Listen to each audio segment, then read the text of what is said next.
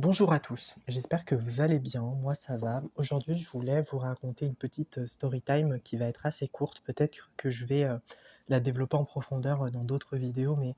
pour l'instant, j'aimerais aller à l'essentiel. Concernant France Travail, tout d'abord, qui est une plateforme qui permet à des personnes qui ont besoin de spécificité, surtout, je pense particulièrement aux personnes handicapées comme moi, mentalement, parce que malheureusement en France, on n'a pas suffisamment cette sensibilisation autour, de la maladie mentale et du coup des maladies qui sont invisibles et qui font énormément preuve de préjugés, surtout pour des personnes qui ne sont pas concernées et je suis désolé mais ça ne les regarde pas, ils ne vivent pas ce que nous vivons. Donc, petit aparté, France Travail m'a permis déjà, d'avoir cette connaissance au niveau professionnel, cette réinsertion si je puis dire, puisque je suis une personne qui a eu un parcours assez compliqué au niveau scolaire et donc je suis passé par l'université en licence, littéraire. Donc déjà, le terme de la littérature, de ces filières beaucoup plus philosophiques, beaucoup plus artistiques, il n'y a pas énormément de travail parce que ce que l'on recherche, c'est beaucoup plus des filières scientifiques avec l'innovation, l'industrialisation, l'IA, ces thématiques qui font que généralement les personnes recherchent beaucoup plus ce profil scientifique parce qu'il y a beaucoup plus d'offres d'emploi et je sais que c'est la vérité, mais je suis une personne qui a des convictions, qui a envie aussi de vivre de ses passions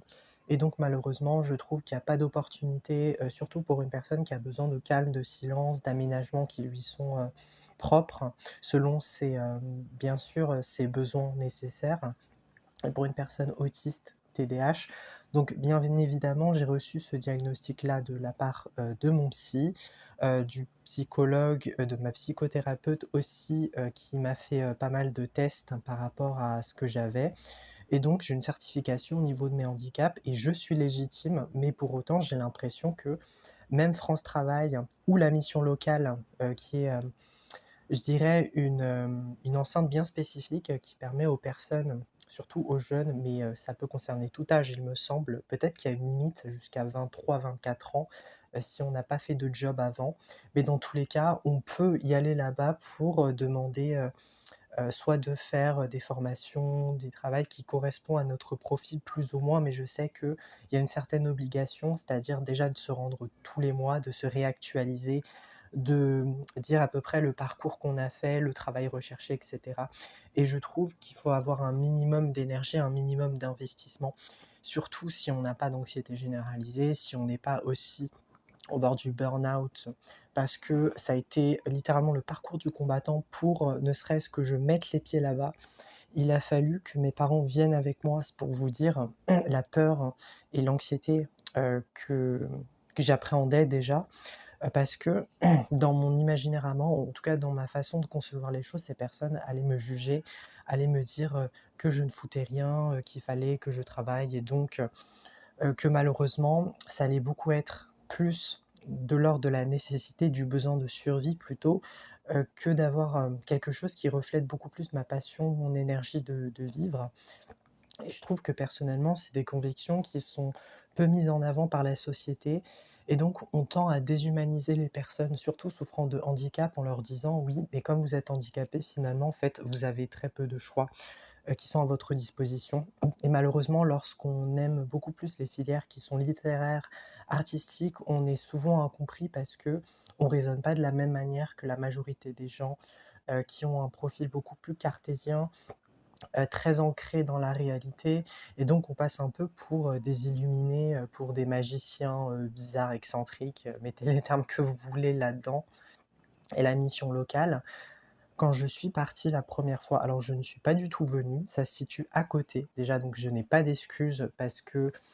comme je suis une personne qui peut être assez flemmarde, pour certaines tâches, qu'elles soient administratives et vous savez ô combien c'est une horreur, de le faire parce que la gestion de l'administration, ce n'est pas précis. Lorsqu'on remplit des fiches, par exemple, j'ai fait le constat que lorsqu'on nous demandait des informations, mais même que ça soit pour l'université, par exemple, là, je sais que je dois rendre, mon inscription qui, a commencé du 7 au 17 juillet, donc ça nous laisse un temps, plus ou moins court et ça me horripile parce qu'ils ne font pas preuve de perspicacité, en tout cas, ils ne vont pas à l'essentiel et c'est ça qui est problématique, c'est que quand on a un profil qui sort de l'ordinaire, quand on a une recherche et un besoin de vraiment de cadre, de structure, on ne l'a pas. C'est comme s'ils mettaient des informations qui sont très allusives, très suggestives et donc pour moi, ça ne colle pas et c'est pour ça que, je peux mais littéralement mettre 1 heure ou 2 heures à remplir ne serait-ce qu'une feuille, ou même une question parce que ça ne colle pas avec mon raisonnement et c'est pareil pour France Travail. J'ai été obligée, de faire une fiche de préparation, ne serait-ce que pour me présenter parce que je sais que l'anxiété et le besoin d'anticipation m'aide à me sécuriser intérieurement et ce que je me rappelle de cette journée, très épuisante, c'est qu'au début, mes parents ont décidé entre guillemets de faire une sortie, passable. Donc il pleuvait, donc le temps n'était pas du tout à, ma disposition, voilà et vers la fin, ils ont commencé à aller au chemin que je connaissais, qui s'avérait être, la mission locale et donc là, j'ai buggé, je me suis dit: «Non, non, non, non». Déjà, je ne sais pas si vous connaissez, les personnes TSA, mais ils ont horreur de l'imprévisibilité et comme je n'ai pas été informée que j'allais là-bas, pour moi, ça a été, la goutte de trop et donc j'ai pété les plombs intérieurement. Alors je peux le faire extérieurement, mais là non, c'était trop. Parce que je savais pertinemment que si je dirais la moindre des choses, mes parents pourraient me la mettre à l'envers, lorsque je serai là-bas et pour moi, le pire sentiment, c'est l'humiliation et la honte et cette impression aussi d'être infantilisé et je ne parle pas seulement de ma famille, je parle aussi des institutions parce que quand une personne autiste avec un handicap déjà se sent très peu légitime à y aller, ça c'est sûr hein. Et c'est hyper triste parce que normalement on devrait être reconnu,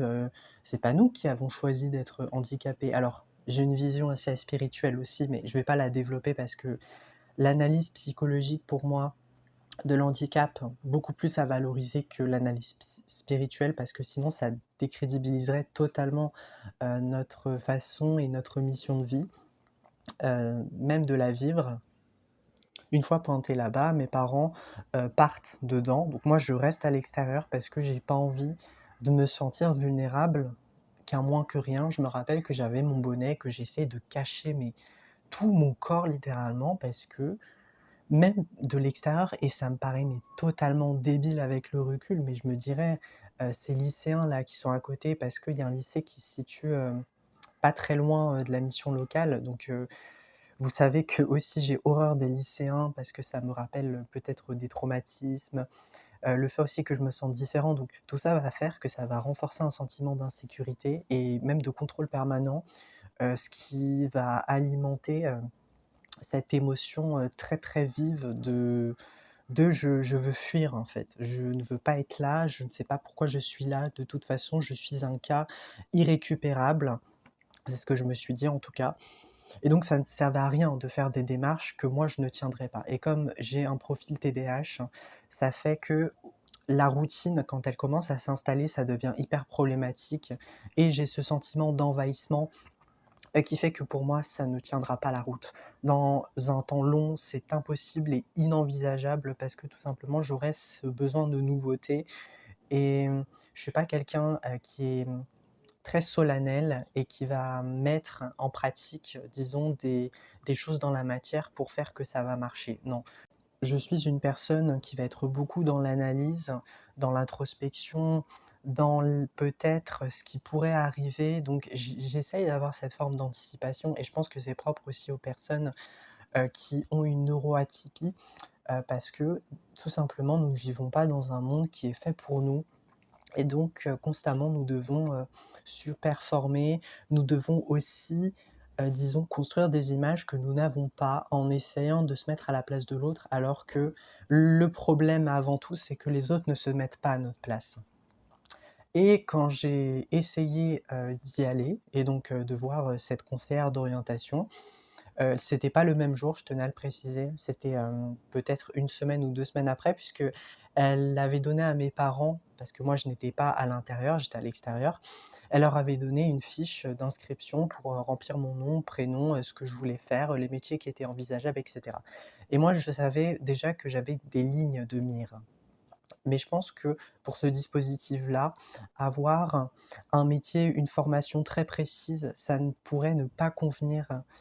à, l'offre parce qu'on recherche généralement des candidats qui sont beaucoup plus malléables, qui veulent avoir, cette, expérience, cet enrichissement professionnel et donc la majorité des étudiants qui vont y aller, généralement ils ont des formations où ils veulent avoir de l'argent de poche pour ne serait-ce que, je sais pas, se payer des vacances, des études, dans un temps plus ou moins long. Mais moi, je n'avais aucun objectif et c'est ça qui était hyper problématique, c'est que je savais certes mon métier, je voulais être dans l'illustration, artiste et là, avec une mise à distance, je me dis: «Si, peut-être que ce n'était pas ce que je voulais», mais comme j'ai un fonctionnement hyper structurel et que je suis rigide sur certaines choses et notamment, mes passions, parce que vous savez qu'une personne, TSA peut avoir, des centres d'intérêt spécifiques qui lui sont propres et pour moi, ça collait hyper bien. Je ne voulais pas du tout être dans la restauration. Ça ne serait pas possible dans tous les cas, je sais que je ne ferais pas l'effort d'y aller et ça, je leur ai dit directement, s'ils veulent me donner quelque chose et je l'ai directement dit à cette femme qui est très compréhensive, très empathique. Dans tous les cas, l'image que j'avais, de la conseillère un peu aigrie qui n'en avait rien à faire, ce n'était pas du tout le cas. Donc, sur ce point-là, je tenais déjà à féliciter, le personnel qui travaillait là-bas. Il y avait également une jeune qui était en stagiaire, qui était accompagnée de cette femme qui elle aussi était très avenante, très curieuse. Elle me posait des questions, mais pas très personnelles et indélicates, ce que moi je félicite tout simplement parce que c'est rare d'avoir des personnes comme ça qui sont à la limite entre le professionnalisme et l'altruisme. Ce côté humain qu'on peut rechercher, surtout dans le milieu administratif, et je sais qu'aussi, en entendant pas mal d'expériences, certaines personnes ont cette phobie même, par rapport à l'administration parce que ce n'est pas une phobie littéralement de remplir des papiers ou de se déplacer, mais c'est plus le côté humain, le côté social, le fait de ne pas comprendre certaines procédures qui font que généralement on le pousse mais à bout. En fait, le dernier jour où on peut le faire, on va le faire. Pour une personne, qui est phobique, qui aussi est atteint d'anxiété et qui ne comprend pas forcément le fonctionnement de cette structure en général puisque c'est purement factuel et lorsqu'on est peut-être dans ce trouble de l'autisme, je l'appelle trouble parce qu'à partir du moment où ça commence à être invalidant pour nous et lorsque, constamment depuis l'enfance, alors c'est mon cas, hein, je suis passée, par, des années d'errance, que ça soit professionnellement parlant, mais aussi, du point de vue personnel, je toute ma vie, littéralement, j'essayais de me retrouver, de me dire: «Mais qui je suis au final?» parce que mon identité, elle a été construite sur des chimères, sur des structures qui n'ont pas été faites pour moi depuis, littéralement ma naissance. Alors je dis le mot littéralement plusieurs fois parce que Heu, le terme littéralement pour moi veut tout dire, mais au même temps, ça me donne rien, aucun indice sur qui je suis parce que je vis dans un mode, de survie qui n'est pas le mien et malheureusement que je ne peux pas, essayer d'éradiquer, parce que c'est un processus erroné et en tant qu'individu, je pense que, cette structure n'est pas faite pour moi malheureusement. Peut-être que ça pourrait convenir à d'autres personnes autistes, TDAH et concernant les jeunes, il y en a beaucoup qui sont là-bas, mais je doute que ce soit des jeunes qui sont handicapés parce que sinon ils n'auraient pas cette aisance sociale. Alors peut-être qu'ils peuvent le masquer, mais en tout cas, je n'essaye pas de faire de théorie quoi que ce soit qui pourrait être farfelu et totalement, je dirais arbitraire parce que je suis pas une personne qui aime juger, mais pour autant, je me sentais très timide, très en retrait, l'impression aussi de dialoguer presque avec une personne extraterrestre. C'est ma vision des choses, mais c'est comme si je devais, en plus, ne serait-ce que de me contrôler, essayer d'anticiper les paroles et les agissements de l'autre, en essayant aussi de comprendre ses émotions et ce qui la plonge, dans, cette, structure, dans ce domaine émotionnel. Je ne sais pas si vous comprenez, mais en tout cas, je pense que c'est un réel enjeu pour, ces personnes-là et c'est pour ça que je ne veux jamais travailler, que ça soit, dans des magasins, pour moi, c'est why not? Jamais de la vie. Alors j'ai dit: «Pourquoi pas?» mais ça ne serait pas du tout le cas. D'ailleurs, j'ai fait une expérience en restauration qui a fait que ça a, nettement appuyé sur le fait que je suis pas du tout fait pour ça. Parce que ce n'est pas, ma véritable mission en tant qu'être spirituel, en tant qu'être matériel aussi. Du point de vue matériel, OK, il faut gagner de l'argent, il faut assurer quand même un minimum, rien que pour sa famille et cetera. En tout cas, je suis redevable, mais quitte à gaspiller ma santé mentale, je ne pense que je ne le ferai jamais de ma vie, mis à part si je suis vraiment au pied du mur. Après, je vais pas préciser les autres démarches, je le ferai dans une autre vidéo comme je vous l'ai dit, mais j'ai rencontré une autre dame, qui est bien moins sympatoche, mais en tout cas, elle faisait preuve quand même d'indulgence. Donc elle m'avait dit, qu'il y avait, des cellules qui étaient mises à disposition. Alors les cellules, c'est plutôt des groupes de personnes qui ont des mêmes profils autistiques, TDAH. Elle avait dit qu'il y en avait beaucoup qui passaient par là parce que malheureusement, il n'y a pas des modèles d'adaptation qui sont faits pour eux. Et ce que je peux déplorer, c'est aussi, par rapport au modèle scolaire, qui est extrêmement anxiogène et qui est voire traumatisant. En tout cas, pour moi, c'est ma vision des choses. Alors peut-être que certains avis pourront diverger par rapport à ça, mais quand tu es quelqu'un de différent, qui se sent différent déjà, qui est mis à part, qui n'a pas du tout les mêmes a priori, la même vision des choses concernant l'école, tout ce qui est mathématiques, surtout si on a de la dyscalculie, c'est ce que j'ai personnellement, c'est-à-dire que les mathématiques et moi, on est les pires ennemis possibles. Je ne comprendrai jamais ces notions qui pour moi sont de l'ordre de l'inintelligible, et en plus, les camarades font te comprendre personnellement que t'es pas à ta place et que certains profs aussi peuvent user de leur statut de personne autoritaire, hein, parce qu'un adulte a raison et qu'un enfant il devrait fermer sa bouche. Voilà. Je suis un peu en colère, je suis un peu remontée parce que je m'identifie encore à cet enfant que j'ai été, qui n'a pas du tout compris pourquoi il était dans une classe, pourquoi il n'arrivait pas à écrire des lettres correctement au début de son apprentissage vers le CP, CE1, ça je me rappellerai toujours. Le souvenir quand j'étais en CP, c'est que je ne comprenais pas et que j'ai été virée dans une autre classe. Alors cette professeure s'appelait Madame Benegui, donc je vous remercie pour cet instant de traumatisation que j'ai gardé à vie. Alors ça ne m'a pas traumatisé au point où j'en pleure, mais je ne sais pas pourquoi ça m'a marqué ce souvenir, et j'ai été déplacée dans une autre classe supérieure, donc ça soit quand j'étais en CP, j'étais directement aller dans une classe de CE1, CE2, voire CM1. Je pense que c'était CE1, CE2, mais pour moi, cette personne était plus grande parce que j'étais quelqu'un de timide, d'introverti. C'était littéralement le pire scénario possible et envisageable que je pouvais faire, et je l'ai fait, voilà, malheureusement. Donc, petit aparté, encore une fois, l'école, déjà, nous met bien bas, et en plus, si on commence déjà avec cette base pas du tout solide, je doute que au lycée, à l'université, dans les enseignements supérieurs, ça soit exactement la même chose. Donc en fait, le schéma se répète, puisqu'on a ce sentiment d'illégitimité, voire d'imposture. Le fait qu'on ne se sent pas légitime à faire des études parce que peut-être que des personnes nous ont dit, ou nous ont fait comprendre explicitement qu'on était bête, qu'on n'était pas suffisamment intelligent pour suivre, qu'on avait peut-être des problèmes d'attention, qu'on n'était pas concentré, parce que la concentration, encore une fois,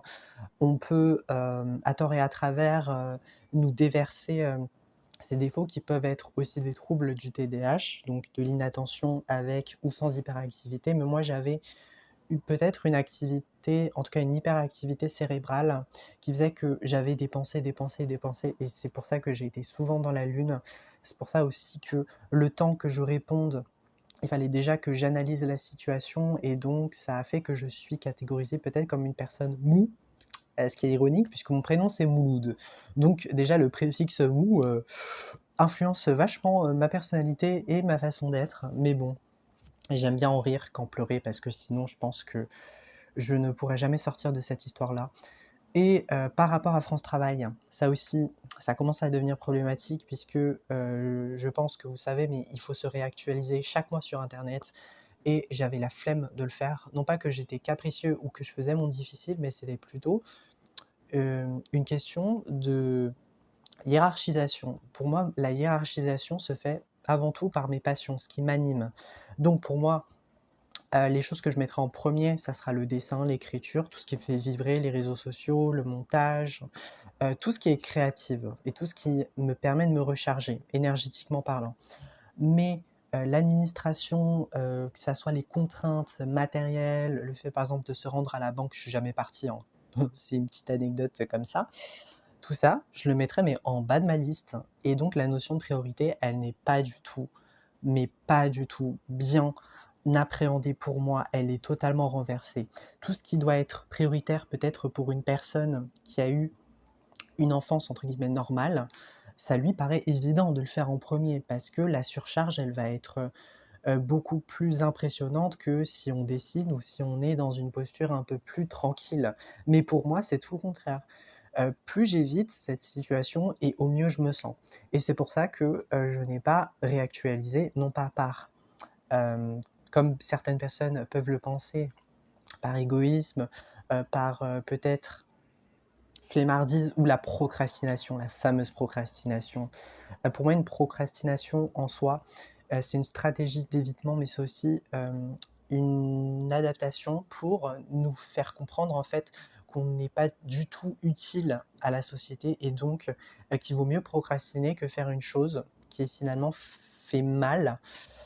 Je pense aussi que vous avez cette dualité entre: «Je dois tout faire», ou «Je ne fais rien du tout». Mais pour moi, si je fais quelque chose à moitié, vaut mieux ne pas le faire et je pense que vous avez cette perspective, cette optique, et cette façon de vous comporter et de faire qui est très, très limite, un peu borderline, hein, sur les bords. Je vais pas vous le cacher, mais encore une fois, je sais que ce comportement n'est pas normal et finalement, je pense que ça ne m'étonnera pas du tout bon nombre d'entre vous, mais je me suis fait, virer et banni de ce système et en plus, le pire, c'est qu'on devait, s'enregistrer, alors je vous l'ai dit, mais avec,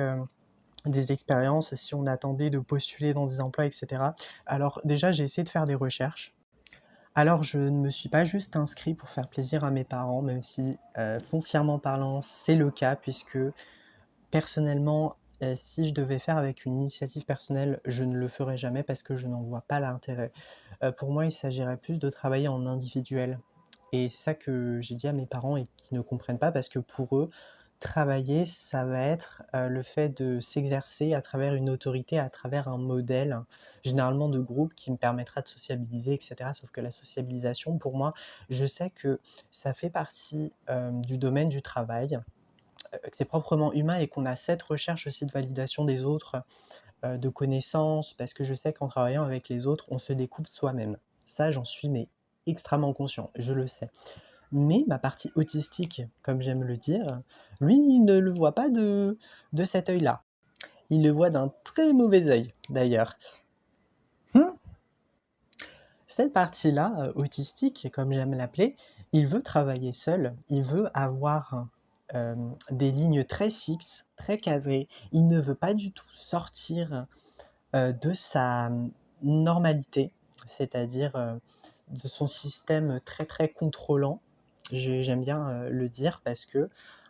quand on est autiste et quand il y a un monde finalement qui n'est pas fait pour nous et quand on a ce besoin d'avoir de la valeur personnelle, généralement, soit on va l'attribuer à d'autres personnes, donc on va vouloir constamment être aimé, rechercher la validation des autres, quitte à un peu se sacrifier soi-même à en périr. C'est pour ça qu'on peut avoir des burn-out autistiques parce que littéralement nos besoins n'ont pas été comblés. On n'a pas suffisamment pris en compte nos émotions et donc c'est comme si notre corps, nous fait un peu rappeler ce qu'on n'a pas travaillé, ce qu'on a négligé, voire mis un peu dans le déni. Ou au contraire, on peut se centrer sur soi-même et alors là, on peut avoir cette carapace, cette bulle qui est encore plus grande, plus massive. Je sais que c'est un caractère imagé, mais c'est pour vous faire comprendre le fonctionnement de quelqu'un qui peut être dans des années d'errance, des années de solitude, d'incompréhension, parce que finalement aucun modèle ne nous correspond, que ça soit le travail, les formations, les écoles, les personnes avec qui on peut côtoyer, on peut sociabiliser, même on peut devenir amis, mais au bout d'un moment, ça va commencer un peu à se fissurer parce que on a toujours été dans ce masque et je dirais même des personnes qui nous correspondent, qui peuvent être aussi TSA, TDAH. Alors, je pense que personnellement, on est beaucoup plus attiré vers ce profil parce qu'il y a moins de travail, il y a moins d'efforts à faire puisque par définition, ces personnes ont un modèle, qui correspond vachement au nôtre et donc pour nous, ça paraît plus facile. C'est comme si on communiquait le même langage finalement. Voilà, le langage est le même. Mais pour autant, et c'est ça qui est encore compliqué, c'est que ces personnes, eux aussi, elles aussi, ont leurs propres défis, ont leurs propres blocages, traumatismes, etc. Ce qui va faire que quand vous avez deux personnes traumatisées qui sont autistes, et généralement le traumatisme et l'autisme, ça peut être tellement mélangé qu'on a du mal à cerner sa véritable essence, donc qui l'on est, de ces traumatismes, parce que généralement ça a été fait tôt dès l'enfance, et donc on a du mal un peu à se dissocier de ces parties blessées, de ces parties émotionnelles. Et quand vous avez deux personnes qui se répondent que par l'ego, vous ne pouvez rien faire, hein, quitte à part mettre un terme à la relation. Donc c'est ce qui s'est passé pour moi, je vous l'ai déjà raconté d'ailleurs. Mais par contre, dans le domaine professionnel, et surtout là je vais aller à l'université, je pense que ça va être un véritable défi rien que pour m'adapter. D'ailleurs, j'ai aussi, malheureusement, ce déficit un peu,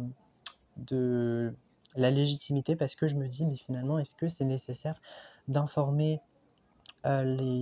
tout cas les personnes qui travaillent là-bas, ne serait-ce que pour, leur dire que je suis handicapée et que j'ai besoin d'aménagement?» D'ailleurs, il est convenu, que je voie un psychiatre pour, faire une confirmation de diagnostic, d'ici la fin août, afin qu'il me prescrive des médicaments contre le TDAH. Et là, encore une fois, tellement je suis méfiant des autres, tellement je me suis construit dans en tout cas dans ce sentiment de solitude, pardon, excusez-moi, je ne fais pas confiance, même à une autorité. Surtout le problème d'autorité, je pense que je l'ai, mais partout, que ce soit les professeurs, que ce soit même des personnes de mon âge. Mais il y a une méfiance tellement grande qui s'instaure qu'au final, je ne peux faire confiance qu'à moi-même finalement. Et donc, j'ai un peu ce délire de persécution des autres qui me toque un peu partout, et en me faisant comprendre qu'il fallait mieux que je le fasse seul. Et c'est pour ça que ça se retranscrit à travers les études, à travers ma façon d'agir aux autres. J'ai très peu d'ouverture de conscience sur ça, en tout cas. Par contre, j'ai une ouverture d'esprit. Et c'est ça qui essaye un peu de remettre la balance, les pendules à l'heure.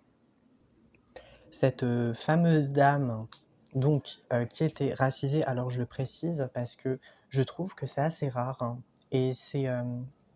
une petite question, en tout cas une réflexion que je me suis posée, c'est que généralement les personnes racisées, elles vont beaucoup plus juger des personnes handicapées parce que ça ne convient pas à leur culture, à leur religion. On parle souvent de possession en ce qui concerne les troubles, alors que cliniquement parlant, on a des problèmes qui peuvent être vus dans le cerveau via un scanner, etc. Donc, vous savez que je ne remettrai jamais en question la perspective psychologique, mais par contre, en ce qui concerne la perspective culturelle liée à la religion, liée aussi, et malheureusement,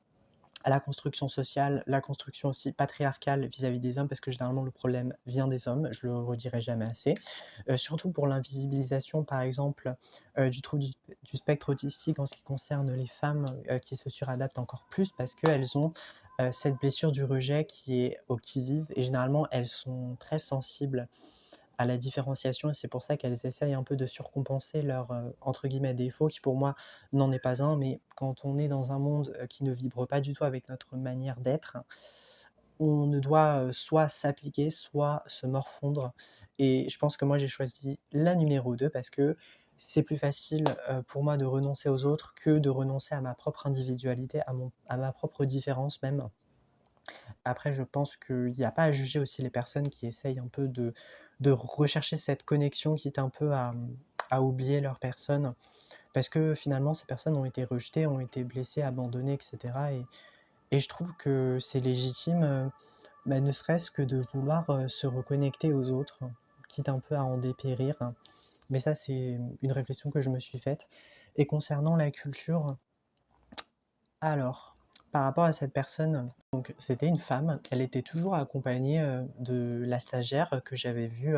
au tout début, qui est très sympathique d'ailleurs, et m'avait donné un lieu de rendez-vous à Bondy pour une école, il me semble, de l'art de la scène, donc c'était plutôt axé autour du théâtre. sauf que je lui ai dit que, ça serait très peu probable que je m'inscrive là-bas puisque je ne suis pas du tout un grand orateur et que j'ai beaucoup de difficultés à ne serait-ce que communiquer ce que je ressens, ce que je veux. Déjà parce que, j'ai peur aussi, d'être cataloguée comme une personne froide, égoïste, parce que généralement quand on a cette franchise-là, ça peut blesser, d'autres personnes. Donc j'ai quand même ma part de sensibilité, ma part d'émotivité, mais je me dis: «Non, non, faut pas que je marche que par rapport à ça, sinon en fait je vais m'oublier». Donc il faut avoir le milieu entre être un minimum égoïste pour, ne pas se laisser marcher dessus, mais aussi avoir les avis des autres parce que sinon on va se construire un ego, tellement surdimensionné qu'on ne pourra pas du tout, finalement, être ouvert aux autres par rapport à la suite de ce qui pourrait m'attendre en termes d'études, en termes de relations et cetera. Et donc cette dame,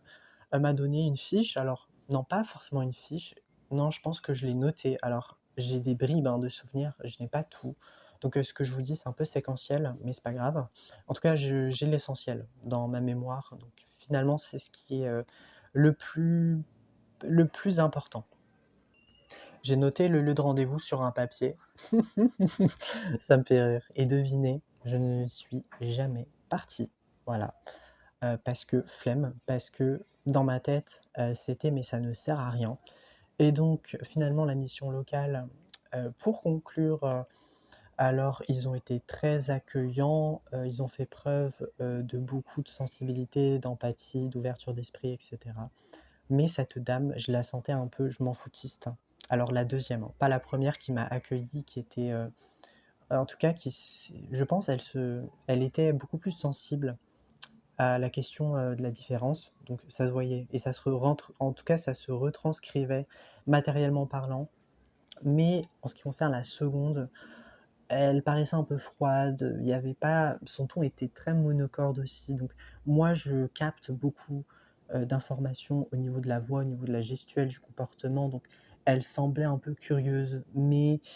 il n'y avait pas de profondeur. C'était beaucoup plus superficiel, je dirais, comme une procédure à faire et donc ça m'a renvoyé implicitement au milieu de l'administration, donc ça a confirmé une croyance limitante que je me suis fait que, généralement, certaines personnes pouvaient être austères et pas du tout, ouvertes d'esprit. Heu et je lui ai demandé aussi parce que, j'essayais un peu, de me dire, voilà, il faut quand même que je pose des questions pour, que je sois un minimum curieux. Ce que j'avais oublié de raconter, c'est que mes parents avant, m'avaient dit, que je devais, faire une procédure qui me permettrait de gagner de l'argent, hem, en échange, d'y aller tout le temps, peut-être une fois par semaine à la mission locale, pour me réactualiser, sauf que je ne l'ai jamais fait et on m'a posé la question si j'avais besoin, de moyens financiers, pour me permettre, de soit de faire mes études, de payer un job alimentaire et cetera et je leur ai dit: «Non», heu, alors que je pensais oui, mais encore une fois, c'était ce besoin, d'illégitimité. Je ne me sentais pas légitime à le faire et honteux aussi puisque, l'argent et moi, c'est une véritable problématique qui est là, mais depuis des années. Donc j'espérais un peu que ces personnes, sachent que je disais un mensonge, mais non. Elles sont passées, directement à d'autres questions donc mais encore une fois, je ne déverse pas du tout,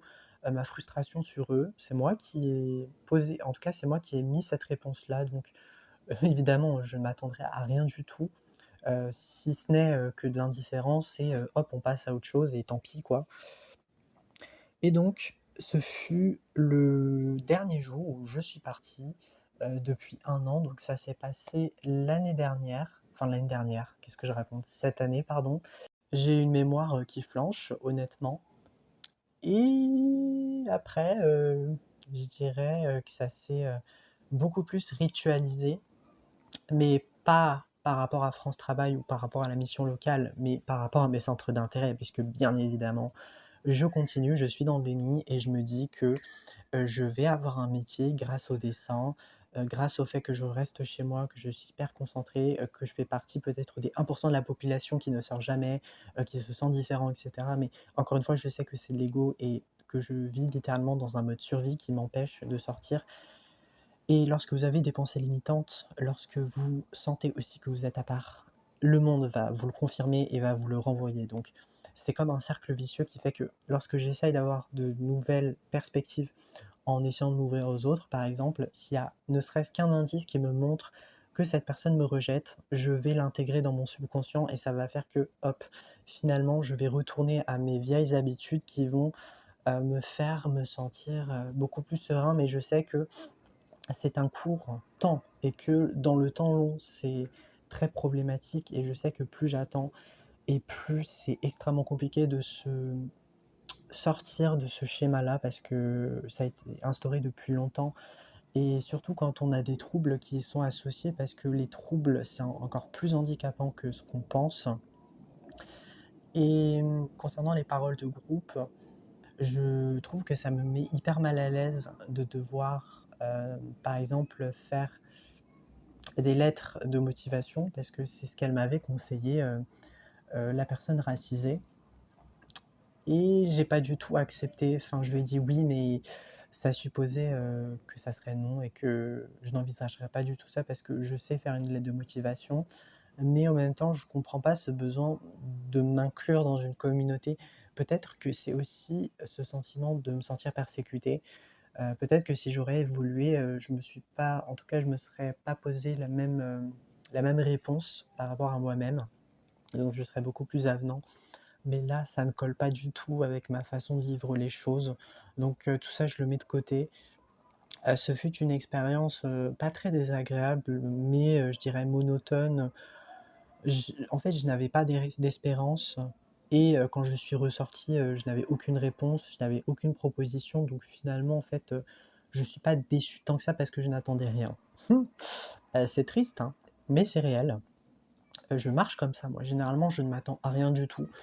et c'est ce qui me rend en même temps heureux et malheureux. Vous voyez un peu le paradoxe parce que lorsque je ne m'attends à rien, finalement, je laisse pas du tout les opportunités venir et je me dis que ça va toujours se terminer mal parce que j'ai une pensée limitante qui fait que tout ce que je fais finalement, ça ne vaut rien. Donc autant ne pas le faire. C'est pareil pour les relations amoureuses, peu importe, hein. Mais dans le milieu du travail, ça reste assez compliqué. Surtout quand il y a des mesures qui sont pas mises en disposition par le gouvernement,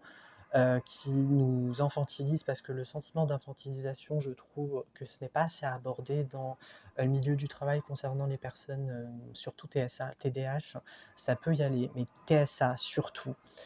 parce que, ces personnes ont besoin d'un cadre concret et que si elles se sentent submergées, c'est impossible. Elles peuvent passer par, du burn-out, par de l'incompréhension vis-à-vis de ses proches, même, des collègues. Le harcèlement est très en vogue. Et généralement, on identifie, beaucoup, les victimes parce que les harceleurs, ils ont un certain radar, hein, pour débusquer, des personnes, qui se sentent, illégitimes et différentes. Donc, sur ce problème-là, je dirais que c'est véritablement des personnes, mal intentionnées. Donc, oui, protégez-vous surtout et c'est pour ça que je veux pas travailler, parce que j'ai pas envie de me confronter à des personnes, qui ne vivent pas ce que je vis, qui ne se mettent pas à ma place et qui marche plutôt, dans une optique de oui, marche ou crève en fait. Mais moi, ce n'est pas du tout ma vision des choses, loin de là. C'est tout pour aujourd'hui, je m'arrête, sur, ça. Peut-être que j'ai oublié quelque chose concernant la culture et l'autisme. Je sais que ma mère m'avait raconté, qu'il y avait un garçon qui était autiste qui vivait en Algérie et c'est pour, vous poser, cette problématique, qui subsiste encore entre le problème vis-à-vis de la religion et l'acceptation de l'autisme. Parce que généralement, ces enfants-là, malheureusement, sont beaucoup plus dans le domicile, enfermés parce que, entre guillemets et ça me dégoûte, hein, de dire ça, j'en ai des larmes qui me montent, mais on les catalogue, comme la honte de la famille, quelqu'un qui est anormal, qui est presque un étranger vis-à-vis de la famille et ça je le déplore, parce que quand on vit dans un village, quand on vit dans des zones, qui ne en tout cas qui n'ont pas cette appréhension, qui n'ont pas cette capacité, cette intelligence de discerner la différence et de se dire que finalement l'autisme ce n'est pas une maladie, ce n'est pas un péché, quoi que ce soit parce que je peux l'entendre aussi, hein. C'est juste une différence et c'est tout, il faut l'apprendre à vivre avec et je trouve qu'il y a énormément de familles qui sont confrontées à ces missions-là, d'accueillir la différence et de ne pas être, faussé par le jugement, par, l'avis des autres. Parce que généralement, le problème aussi, c'est, le regard des autres qui peut faire qu'on va se sentir honteux d'avoir un enfant autiste, ou TDAH ou les 2 même. Surtout quand on a un profil autiste et TDAH, là, c'est encore plus compliqué parce qu'on est tiraillé entre 2 modes de fonctionnement, mais tellement différents qu'on a du mal à nous cerner parce qu'on vit dans un mode, tellement dissocié l'un de l'autre, qu'on ne se retrouve pas dans les 2 profils et c'est mon cas et c'est pour ça peut-être que c'est encore plus compliqué parce que je n'appartiens pas à un modèle strict et scolaire qui peut-être peuvent permettre aux personnes TSA de se sentir en sécurité avec, tout ce qui est programmation, le fait d'avoir un emploi du temps, de se tenir, d'avoir des habitudes, des rituels et cetera. Tout ça pour moi, ce n'est pas du tout là. Et aussi pour les personnes TDAH, qui peuvent avoir un succès, par exemple en étant, auto-entrepreneur, en ayant beaucoup plus de métiers, beaucoup plus d'expérience. Donc je pense que pour moi, ce n'est pas aussi fait par rapport à mon profil parce que ça demanderait, je dirais une énergie que moi je n'ai pas, c'est-à-dire le fait d'improviser, le fait de parler beaucoup, de me sentir en sécurité et cetera. Donc vous voyez que de l'un ou de l'autre, je ne m'identifie pas et je n'arrive pas à me positionner en fait et qu'il faudrait peut-être un juste équilibre entre les 2, comme si je devais surfer, tous les jours entre ces 2 opposés, qui véritablement ne sont pas, si opposés que ça puisque ce sont des pathologies, mais c'est pour vous imaginer, en tout cas c'est pour vous imaginer un peu le contexte. C'est tout pour aujourd'hui. J'espère que cette, petite vidéo, comme je l'avais dit au début, finalement s'avérait être une vidéo plus longue que prévu, mais j'avais beaucoup de choses à dire. Il faudrait d'ailleurs que j'apprenne à me taire. Le grand paradoxe d'une personne, AHD, je me rappelle plus le terme exact, mais type TSA avec TDAH, donc sans hyperactivité pour moi, mais une hyperactivité cérébrale quand même, puisque l'hyperactivité dans tous les cas je l'ai intérieurement et peut-être vis-à-vis aussi de mon corps, hein. Ça je l'ai remarqué surtout quand j'essaye un peu de steam, de faire sortir ces angoisses-là. Mais je suis quelqu'un qui aime beaucoup blablater. Vous voyez, dans mes vidéos, je fais des vidéos hyper longues, j'ai beaucoup de choses à dire, mais dans la réalité, je pourrais même pas aligner un mot par rapport à un inconnu. Genre, je lui dis juste bonjour et je me poserai mes détails et des tas de questions parce que là, ce que je vous dis, ça colle avec mes intérêts spécifiques. J'ai ce contrôle puisque je suis chez moi, je sais ce que je vais dire. Il n'y a pas des interlocuteurs qui vont m'entendre, qui vont me regarder. Du coup, je vais pas être déstabilisé par l'extérieur. Donc c'est pour ça que c'est beaucoup plus facile, enfin extrêmement facile même pour moi, de communiquer mes émotions, ce que je ressens, plutôt, que de le faire à l'extérieur. Je vous jure qu'à l'extérieur, je ne tiendrai même pas 2 minutes de conversation et mon cerveau serait saturé, je ne saurais même plus quoi dire.